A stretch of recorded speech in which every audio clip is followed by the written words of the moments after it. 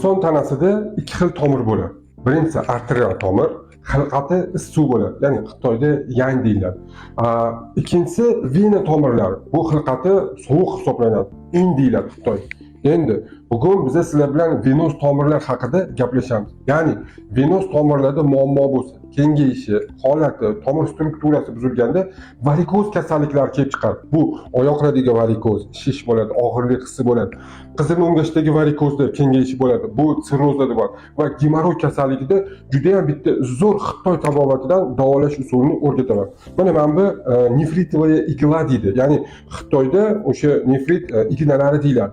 Bundan igli chay внутреннего холода degan, ya'ni ichki sovuq xilqatga bog'liq bo'lgan tomirlar uchun choy tayyorlanadi.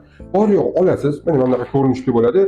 Ikkita donasini olasiz, bitta stakanga solib, qaynoq suv solib damlaysizda, kuniga bir mahal 21 kun ichsanglar, vena tomirlar holati juda ham yaxshi holatga keladi. Yana qo'shimchasiga oyoqlardagi shishlik ketadi, limfa drenajli sistemalar tozalanib, juda ham yaxshi holatga keladi. Sog' bo'ling, salomat bo'ling. Albatta, like bosib, tarqatib qo'yish esdan chiqmasin. Siz bilan doktor Kamilov, e'tibor uchun rahmat.